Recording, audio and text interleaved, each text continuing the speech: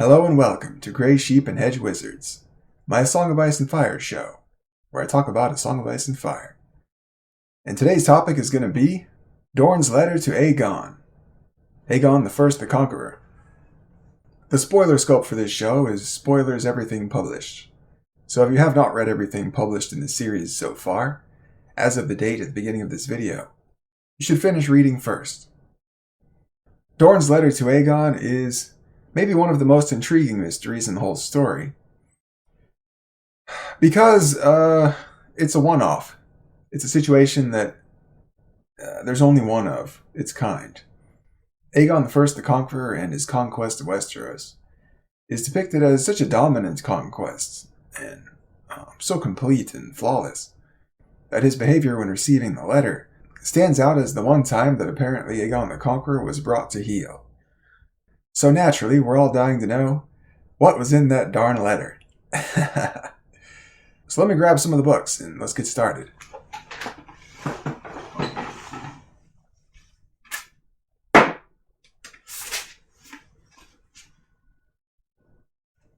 Fire and Blood.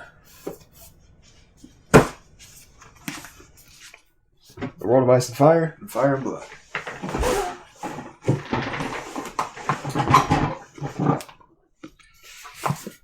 So, the first mention of the letter, I believe, is in the World of Ice and Fire. And let me find it.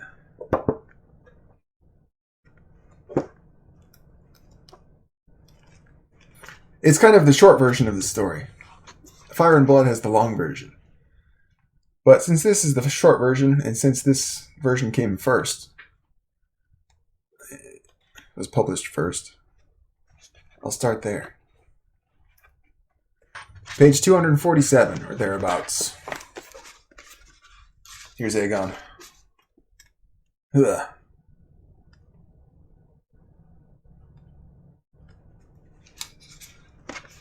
Dorne was a blighted, burning ruin by this time, and still the Dornish hid and fought from the shadows, refusing to surrender. Even the small folk refused to yield, and the toll in lives was uncountable. When Princess Myrria at last passed away in 13 AC, her throne passed to her son, the aged and failing Prince Nymor. He had had enough of war and sent a delegation led by his daughter, Princess Dirya, to King's Landing. This delegation carried the skull of Meraxes with them, as a gift for the king. It was ill received by many, Queen Visenya and Orys Baratheon among them, and Lord Oakheart urged that Dirya be sent to the meanest of brothels, to service any man who would have her. But King Aegon Targaryen would not countenance such an act, and instead listened to her words. Dorne wanted peace, according to Dirya, but the peace of two kingdoms no longer at war, not the peace between a vassal and a lord. Many urged his grace against this, and the phrase, "no peace without submission," was often heard in the halls of the Aegon fort. It was claimed that the king would look weak should he agree to such a demand, and that the lords of the Reach and Stormlands who had suffered so much for his cause would be angered. Swayed by such considerations, it is said, King Aegon was determined to refuse the offer until Princess Dirya placed in his hands a private letter from her father, Prince Nymor. Aegon read it upon the throne, and men say that when he rose, his hand was bleeding. So hard had he clenched it. He burned the letter and departed immediately on Valyrian's back for Dragonstone. When he returned the next morning, he agreed to the peace, and signed a treaty to that effect. What the letter contained, none know to this day, though many have speculated. Did Nymor reveal that Rhaenys lived still, broken and mutilated, and that he would end her suffering if Aegon ended hostilities? Was the letter ensorcelled? Did he threaten to take all the wealth of Dorne to hire the faceless men to kill Aegon's young son and heir Aenys? These questions shall never be answered, it seems. I have a feeling we'll be able to answer them one way or another. The result, however, was a peace that lasted through the troubles of the Vulture King and beyond. There were other Dornish wars, to be sure, and even during times of peace, raiders out of Dorne continued to descend from the Red Mountains in search of plunder in the richer, greener lands to the north and west. So that's the short version of it, and there's a whole lot of events that come before it and after it to contextualize it further if you want to read those. But I'm going to proceed assuming that everybody watching this has already read those and recently. But yes, Aegon tried to conquer Dorne, and it was the last of the kingdoms to conquer. By that point, he had already conquered all the other kingdoms, and this was the last one. And Dorne put up a hell of a resistance. It looks to me like Dorne used the strength of their land and their knowledge of their land and the environment to their advantage in order to help them defeat Aegon's army and resist the conquest. And it was a close call. Even with all of that, they still almost failed to successfully resist. And a lot of people died, and pretty much all of the castles in Dorne were burned to the ground. But they did get to keep their independence. And this letter was the moment that happened. It's a really big, cool mystery because it is such a secretive thing. He gets this secret letter that he's the only one who reads it, and then he burns it immediately. And then he makes this mysterious flight on his dragon to Dragonstone for some reason at night, and then comes back in the morning. And then he agrees to the peace, to the letter, which we're given some possibilities for what was in the letter. And I think thinking about those possibilities deeply is a good way to try to figure out the mystery. Because I think there's a theme in those possibilities. So let me read them again. Whenever multiple possibilities are provided, I think it marks a spot in the story where the reader is meant to stop and think deeply about it for a long time to figure out the mystery. And sort of weigh all the possibilities and try to figure out what the truth of it is. Because though multiple of them could be true at the same time, they usually can't all be true at the same time. It says, what the letter contained none know to this day, though many have speculated. Did Nymor reveal that Rhaenys lived still, broken and mutilated, and that he would end her suffering if Aegon ended hostilities? Was the letter ensorcelled? Did he threaten to take all the wealth of Dorne to hire the faceless men to kill Aegon's young son and heir, Aenys? These questions shall never be answered, it seems. The line, these questions shall never be answered, it seems, sounds to me like the author challenging the reader to answer it. I mean, when he wrote it, he had to know that was going to sound like a challenge to readers like me, who really love to grapple with the mysteries and try to actually solve them, particularly before the answers are spelled out later in the story. So that's the short version of the situation. Now let me read from Fire and Blood. It contains the long version of it.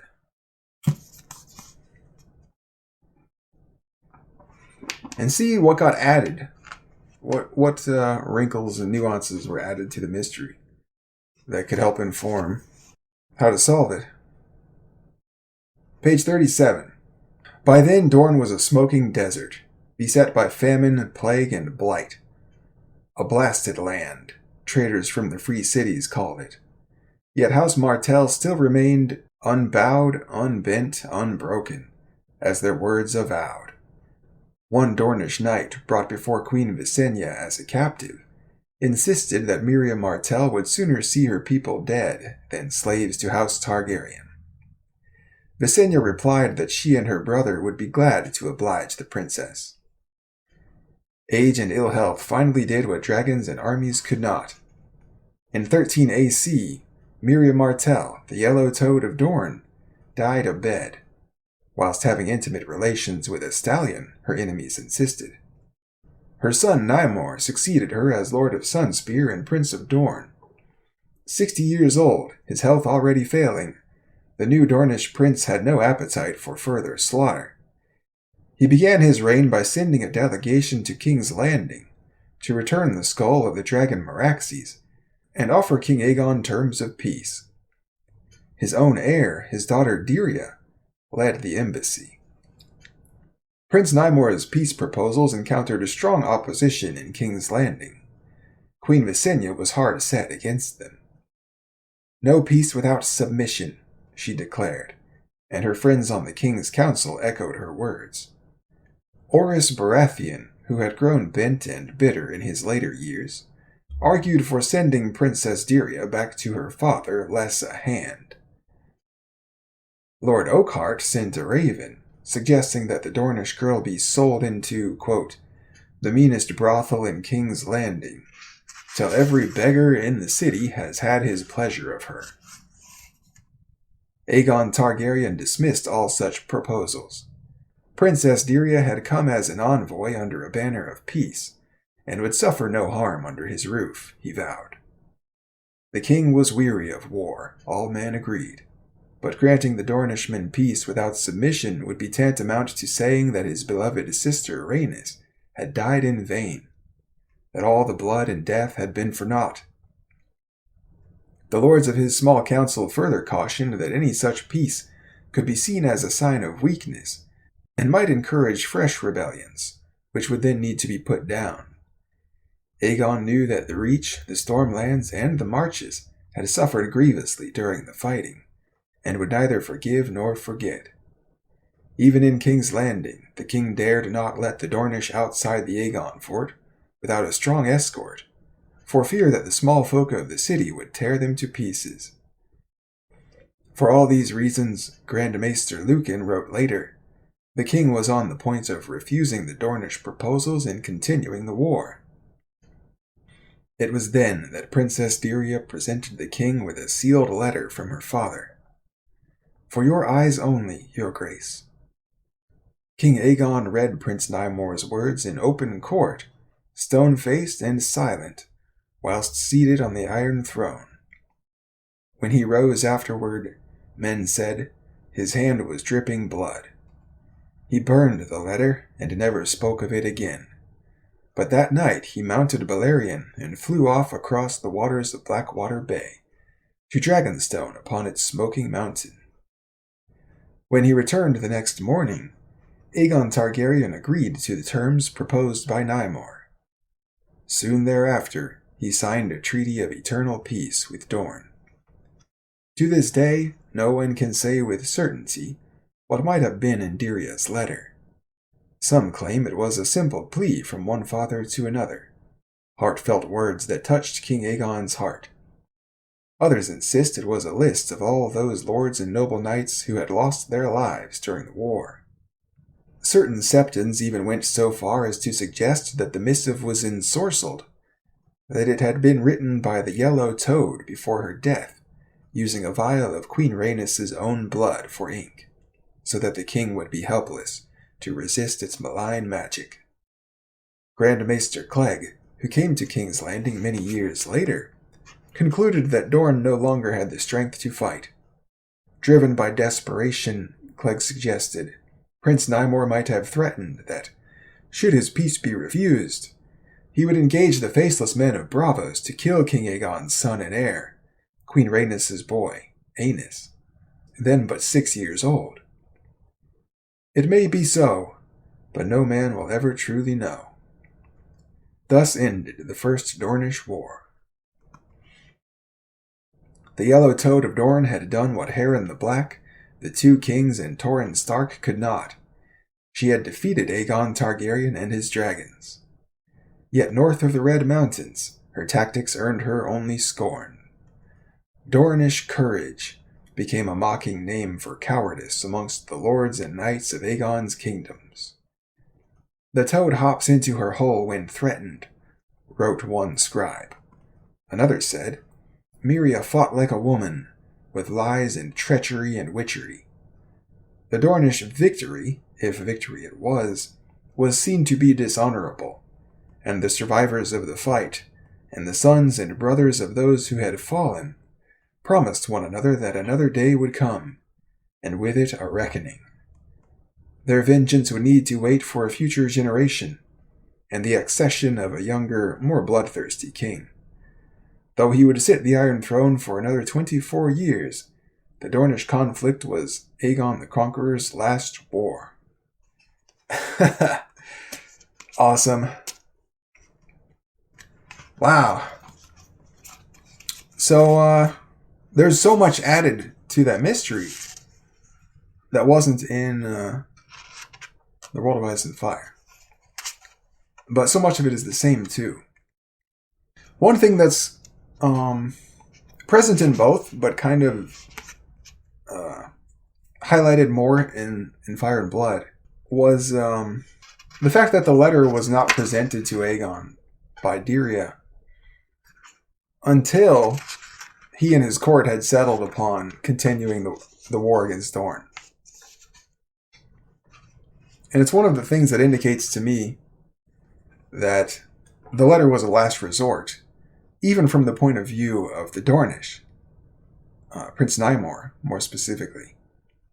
Prince Nymor sending his daughter Dirya to deliver it also indicates to me that whatever persuasion was in the letter was a sure or nearly sure thing.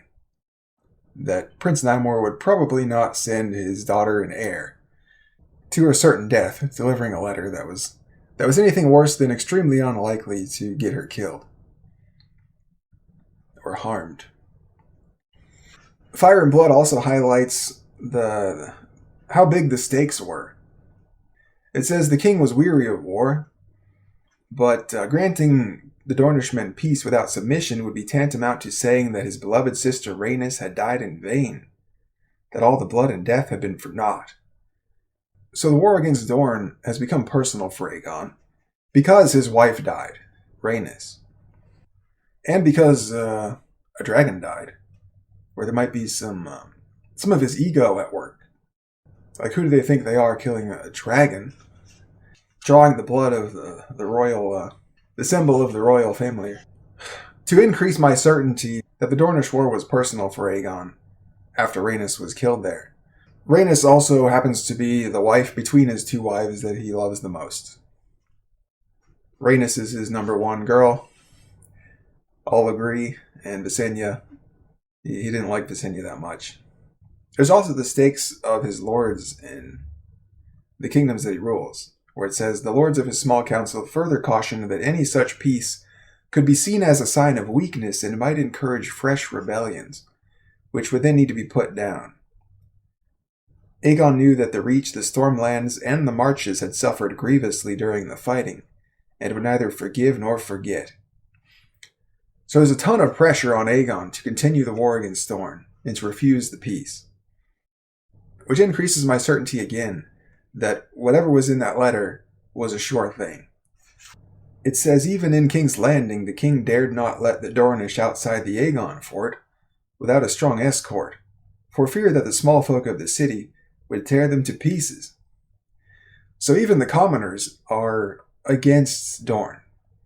They do not like this war, at least according to this historian, Maester Gildane, Archmaester Gildane, I think.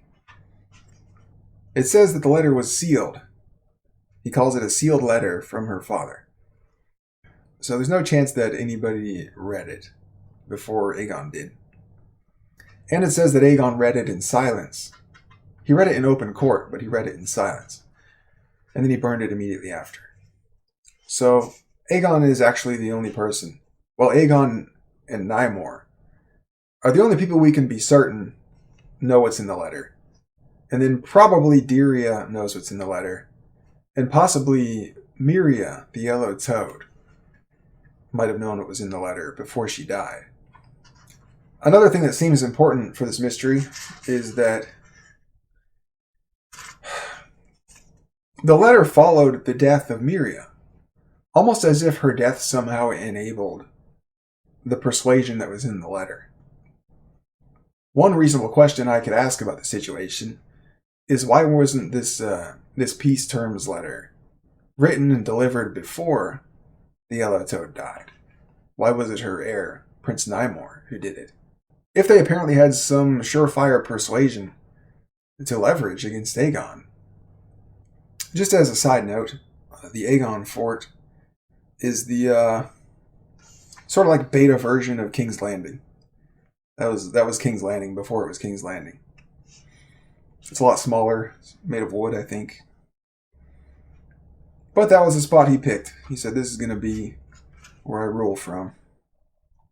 I also note that in this letter mystery, there are 3 Maesters at work. The first one is the Maester who wrote this book, Archmaester Gildane. He's up in the front. Let me see.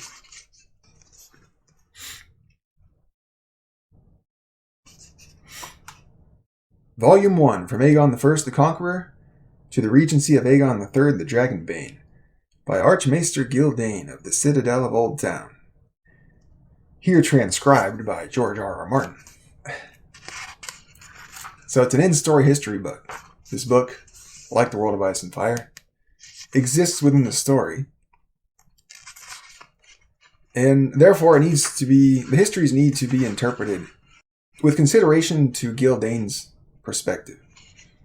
His lived perspective as a person who actually lives in this world and therefore is exposed to the potential consequences and dangers of writing things that would piss off the person in power, the current king. And so it's important to know when Gildane lived. So let me open my Maester chart, and I'll tell you when Gildane lived.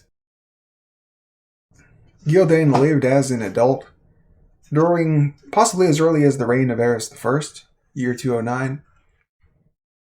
Definitely during the reign of Maekar I, starting at year 221. His successor, Aegon V, the Unlikely, who you'll know as Egg from Dunk and Egg, starting in the year 233. And his successor, Jaehaerys II, 259. And his successor, Aerys II, the Mad King, 262. And his successor, or conqueror, Robert I, 283. And that was when he died. So he lived from, for certain, Maekar I to Robert I, and potentially as early as Aerys I to Robert I. As an adult, of course. Because, though he might have been alive sooner than that, he wouldn't have been an adult, and therefore could not have written any history books. At least not of this quality. The 2 spots of this mystery that stand out to me are the 2 that were designed to stand out. Because they offer a bunch of alternative possibilities for what really happened. And basically leave it up to us to figure out which one it was, if any of them. The first mystery is about what was in Diria's letter. Dorne's letter to Aegon. What were the contents of it? And the second mystery of this kind is about Rhaenys' death. So the first one starts on the bottom of page 38. And the one about Rhaenys' death is in the middle of page 35. Let me read that. Once again the king unleashed his dragons against Dorne. Aegon himself fell upon Skyreach, vowing to make the Fowler's seat quote-unquote a second Harrenhal. Visenya and Vhagar brought fire and blood to Starfall, and Rhaenys and Meraxes returned once more to the Hellholt, where tragedy struck. The Targaryen dragons, bred and trained to battle, had flown through storms of spears and arrows on many occasions, and suffered little harm. The scales of a full-grown dragon were harder than steel, and even those arrows that struck home seldom penetrated enough to do more than enrage the great beasts. But as Meraxes banked above the Hellholt, a defender atop the castle's highest tower triggered a scorpion, and a yard-long iron bolt caught the queen's dragon in the right eye. Meraxes did not die at once, but came crashing to earth in mortal agony, destroying the tower and a large section of the Hellholt's curtain wall in her death throes. Whether Rhaenys Targaryen outlived her dragon remains a matter of dispute. Some say that she lost her seat and fell to her death. Others that she was crushed beneath Meraxes in the castle yard. A few accounts claim the queen survived her dragon's fall, only to die a slow death by torment in the dungeons of the Ullers. The true circumstances of her demise will likely never be known, but Rhaenys Targaryen, sister and wife to King Aegon I, perished at the Hellholt in Dorne in the 10th year after the conquest. The next 2 years were the years of the dragon's wrath. Every castle in Dorne, save Sunspear, was burned thrice over, as Balerion and Vhagar returned time and time again. The sands around the Hellholt were fused into glass in places, so hot was Balerion's fiery breath. The Dornish lords were forced into hiding, but even that did not buy them safety. Lord Fowler, Lord Vaith, Lady Toland, and 4 successive lords of the Hellholt were murdered one after the other, for the Iron Throne had offered a lord's ransom in gold for the head of any Dornish lord. So it goes on like that. And shortly after begins the part that I read. The histories ambiguate these 2 moments in the story. The one about how Rhaenys died exactly, or whether she died, and the one about what was in the letter. Both of them having that broad ambiguation in common seems to connect them. And some of the possibilities given explicitly connect them. Like, certain septons even went so far as to suggest that the missive was ensorcelled, that it had been written by the Yellow Toad before her death, using a vial of Queen Rhaenys' own blood for ink, so that the king would be helpless to resist its malign magic. What I like to do is try to analyze sets of like things for theme, for things that they all have in common. When I look at the possibilities for the contents of the letter that are provided by the story, by extension by the historian, the theme of them seems to be Aegon good, Dorne bad. Which is the theme you might expect to come out of a historian who is paid by and writing for the Targaryen dynasty, and writing under the reign of the Targaryen dynasty. All of them having an interest in whitewashing their own dynasty, and at the expense of their enemies. In this piece of history, their enemy being Dorne, and Prince Nyamor, and maybe most of all, Miria, Princess Miria, the Yellow Toad. But man, you can't argue, she's got to be one of the most badass characters in the whole story. She told Rhaenys, if you come back here with your dragons, Dorne will burn, but you will not conquer it, and you will perish. And that's exactly what happened. Rhaenys came to burn the Hellholt. Dragon got shot in the freaking eye. And she fell to her death. Or survived and was tortured. Depending on what you believe. Some of the fans float the theory that she survived and just decided to stay there in Dorne. Because she liked it. She liked it there. And that maybe the contents of the letter were written by Rhaenys, telling Aegon, hey, I'm leaving you because I want to live this life instead. And I would like to be able to say that there are all kinds of theories about what was in the letter. But it's not actually true. There's a theme of theories about what was in the letter. So let me read some of what the audience has to say about what's in the letter, and see if we can get a sense of what it is that the story as written is evoking from its audience.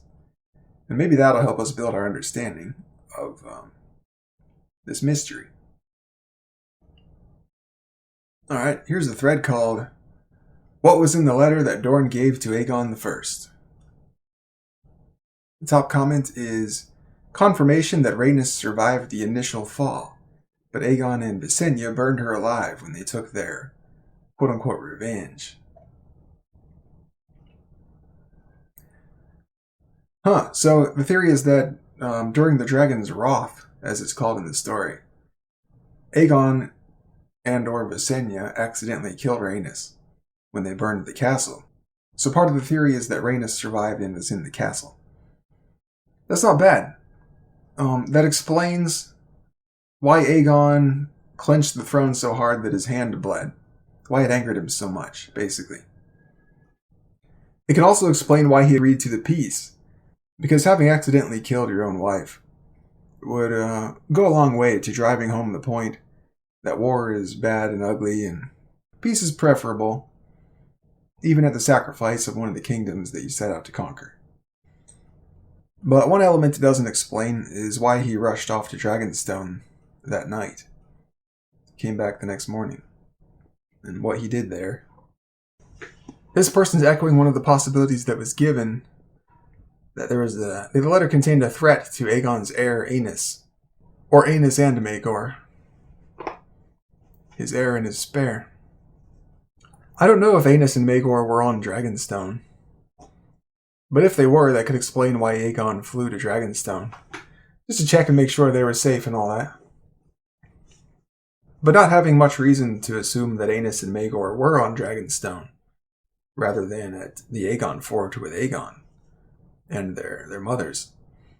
It doesn't seem to fit together all of the puzzle pieces either. This one says they took something from Dragonstone and that's why Aegon had to go back and check. It's a cool idea, but it's non-specific. You gotta tell us what you think they took. And it's gotta fit. It says you can also combine this with the Rhaenys lived theory. Rhaenys lived but was in horrible pain and wanted to be mercy killed. So Dorne agreed only if she sent a letter to Aegon, telling him to stop fighting, to confirm it was Rhaenys' words. She included, by the way, remember this thing on Dragonstone. Okay, so the flight to Dragonstone was like identity verification. It was something that only Rhaenys and Aegon would know. Or at least that Dorne wouldn't know. The people of Dorne. Here we go. Rhaenys survived her fall for a time, and in captivity she revealed Aenys was not Aegon's son, as rumored, but a bastard of one of her lovers. Okay, so the Targaryen family's dirty secret that the heir is illegitimate was revealed to Dorne by Rhaenys after she was captured, possibly through torture. Ostensibly, Aegon could not afford to let that secret get out, because it would threaten the line of succession, especially if Aegon were no longer able to produce heirs, to produce a legitimate heir, to correct for it. And he wanted to preserve Rhaenys' good memory, so hide the secret that Rhaenys cheated on him. Aegon was impotent, and so neither of his sons were his sons, therefore both were illegitimate, and that was the dirty secret he couldn't let get out. And that was the contents of the letter. Here's one that tries to explain the flight to Dragonstone. The idea is that Rhaenys was tortured. She survived the fall and was tortured by the Ullers. And Prince Nymor found out about it and punished the Ullers, probably killing their lord or whatever. And then maybe he sent the Uller's head to Dragonstone, left it there, along with Rhaenys' bones, so that Aegon could bury his wife.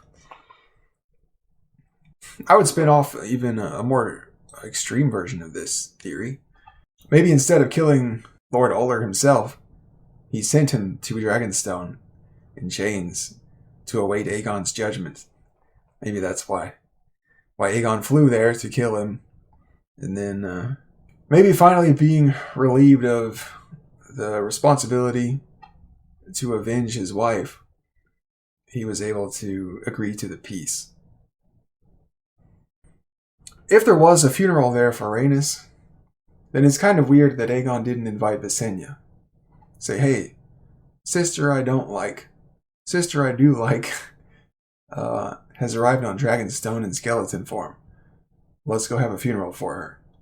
I've even seen theories that Rhaenys lived in secret in Dorne, just partying with the Dornish people and having lots of bisexual sex and all that. I think those obviously stem from Oberyn's bisexuality. Oh yeah, there's a theory that Aegon is a eunuch. He doesn't have a cock. And so this is sort of an amplified version of Aegon being infertile. And therefore his heirs not really being his heirs. And that would be problematic for his line of succession. And then there are a lot of people who subscribe to one of the theories provided. And probably mostly the more tamer theories. Like, the letter just contained a heart-to-heart message from one father to another. Of just suing for peace. And it struck home with Aegon because he just lost a loved one in war. I cringed so hard when I first read that part. It seemed so painfully obvious that George R.R. Martin was creating mystery boxes and pointless mysteries to keep the fandom engaged with the franchise. We can't ever know what was in that letter, and all scenarios and theories are equally possible with the limited info we have. I think it can easily feel that way, because this whole Fire and Blood book, and pretty much all of the histories, are just totally inundated with these mystery boxes of, hey, here's a situation that has like 5 possibilities, or 3 possibilities, or 2 possibilities. Who knows which one is the truth? We may never know, but let's move on. And as the reader, that's got to get annoying after a while. Like, no, let's not move on. I want to know which one it was. This is so interesting. And the drama of it hinges upon the answer to which one it was. It feels unresolved. I think that's enough. So if I were to ask you, what is the theme of the audience's interpretation of the mystery? Or in other words, what do nearly all of the audience's interpretations have in common? What would you say? There's Rhaenys left Aegon willingly. There's Rhaenys was tortured. There's Rhaenys was threatened with further harm, and then Mercy killed. There's Aegon was infertile. There's Rhaenys cheated on Aegon. There's Aegon was a eunuch. There's Rhaenys's bones were given at Dragonstone so that he could have the funeral for her. It sounds to me like the thing that the audience is certain about with this mystery is that the letter had something to do with Rhaenys. And so if everything about the situation is leading everybody to believe that the letter was about something to do with Rhaenys, and the mystery remains unsolved, then one potentially easy and quick way to get very close to solving it is to simply invert that theme. The letter had something to do about Rhaenys inverted is the letter had nothing to do with Rhaenys. So, supposing that the letter had nothing to do with Rhaenys, what about this situation, other than Rhaenys, could have compelled Aegon to do what he did? To become so angry that he grips the Iron Throne until his hand bleeds, to burn the letter immediately, to fly to Dragonstone that night, to fly back in the morning, and to agree to a peace that he otherwise was absolutely about to refuse, sacrificing his conquest of the 7th of the 7 kingdoms that he set out to conquer. I should also point out that there's more to that theme of the audience's interpretation of the letter than just that it's about Rhaenys. There's a very consistent thread of emasculation running through it. Apparently there's a tendency to want to emasculate Aegon. By having the story unfold so that he was cucked, he was infertile, he didn't have a dick, or his woman left him, or in lieu of all that, he just loved Rhaenys so much that her death affected him, to the point of agreeing to the peace. So what else was Aegon interested in so strongly that could have caused these behaviors in him, if not Rhaenys? How about power? I mean, his name's Aegon the Conqueror, isn't it? And everything he does is a pursuit for power. He wants to dominate every single kingdom on the entire continent in order to complete the set, as if the continent is some sort of trophy. And he's willing to use the full force of his dragons and his wives and their dragons to achieve that.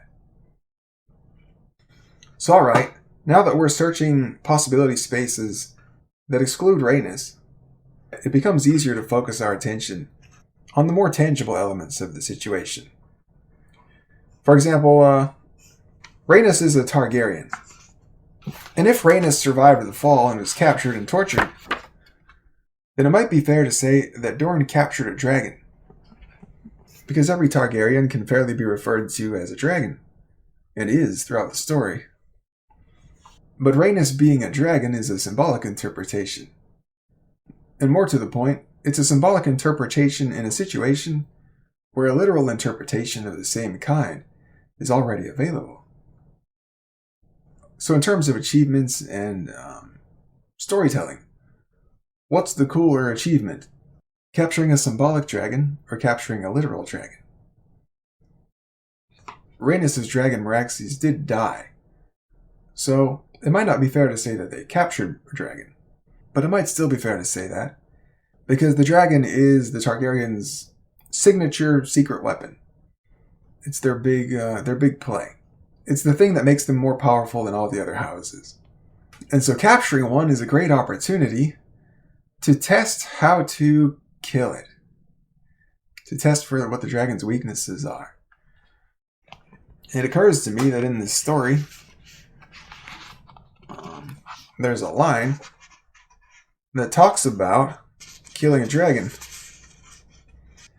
The Targaryen dragons, bred and trained to battle, had flown through storms of spears and arrows on many occasions, and suffered little harm.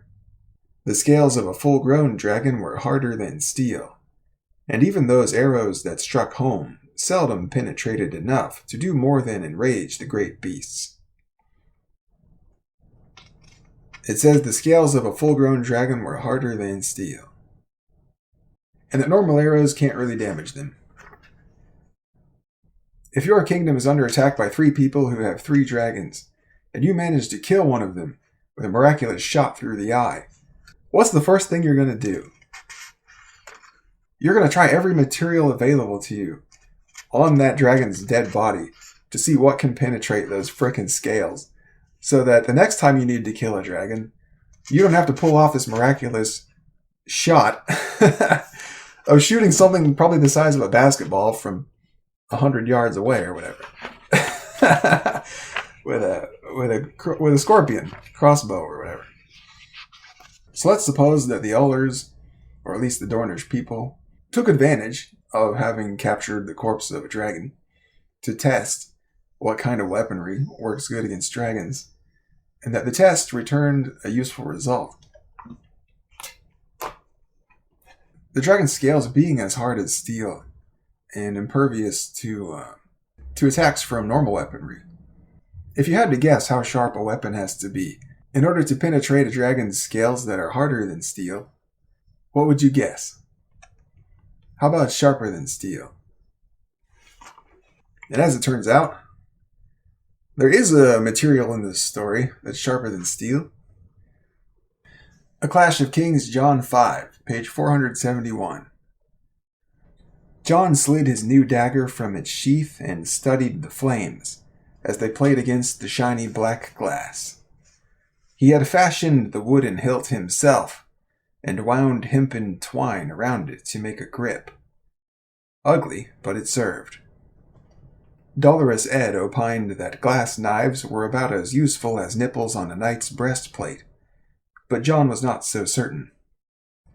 The dragon glass blade was sharper than steel, albeit far more brittle. It must have been buried for a reason. There it is. Dragon glass is sharper than steel. And being sharper than steel, it should be able to penetrate scales that are harder than steel. Maybe. And dragonglass might be the reason that Aegon the Conqueror flew to Dragonstone. Now let's grab A Storm of Swords. Read that. A Storm of Swords, Samwell 5, page 885. Stannis says, "You slew this creature with an obsidian dagger, I am told," he said to Sam. Yes, your grace. Jon Snow gave it to me." Dragonglass. The Red Woman's laugh was music. Frozen fire in the tongue of old Valyria. Small wonder it is anathema to these cold children of the other. On Dragonstone, where I had my seat, there is much of this obsidian to be seen in the old tunnels beneath the mountain, the king told Sam. Chunks of it, boulders, ledges. The great part of it was black, as I recall, but there was some green as well, some red, even purple. I have sent word to Sir Roland, my castellan, to begin mining it. I will not hold Dragonstone for very much longer, I fear, but perhaps the Lord of Light shall grant us enough frozen fire to arm ourselves against these creatures before the castle falls. So there's dragonglass in the caves of Dragonstone. Black, red, green, and purple. Now, I don't know why the author has it be in different colors, but it being sharper than steel might explain what was in the letter, and why Aegon flew to Dragonstone after he read it, and why he burned it. The letter might have said something like, "We're sorry for your loss," about Rhaenys. "She died from her fall and did not suffer unnecessarily. We have slain her dragon, tested various weapons upon it, and discovered that its weakness is dragonglass. If you do not accept our peace and return to Dorne with war, we will use the dragonglass to slay the rest of your dragons, and disseminate both the information and the dragonglass to the rest of the realm." Then Aegon might have thought, well, I can't let this information get out, so I better burn this letter immediately. Then he would be very angry that he doesn't get to complete his conquest and his continental trophy of Westeros. And then, just to be sure that they're not bluffing, he would remember, well, I was on Dragonstone, and there was some dragonglass there. Let me go fly there with Balerion and test this crap out, see if they're telling the truth. And so he flew there, went into the cave, got some dragonglass, said, "Grit your teeth, Balerion." Slice. And then Balerion probably didn't like it. Alternatively, Aegon might already know that dragonglass is their weakness. And his flight to Dragonstone was less about testing the dragonglass on the dragon, and more about just seeing if it was there. Because in that case, the letter could have said, "We got the dragonglass from Dragonstone. Check for yourself." And while it's true that Aegon was on Dragonstone before, he may not have explored the caves, and so he may not have known that there was dragonglass down there. So anyway, that's my theory about Aegon's letter. I'm still tinkering with it, but it's the only thing I've found so far that can satisfyingly explain everything. It even explains the things that the historian wrote, because the possibilities that the historian provided, as the audience proves, directs our attention thoroughly to Rhaenys as somehow being part of the persuasion in the letter. And now with the attentions of everybody in the audience and the realm alike focused on Rhaenys as the contents of the letter, and the answer to the question of what was the one thing that could bring Aegon the Conqueror to heel: his love for a woman. We've all been thoroughly misdirected from the sensitive information that dragonglass can be used to reliably penetrate dragon scales. But of course, it all remains to be seen in the series.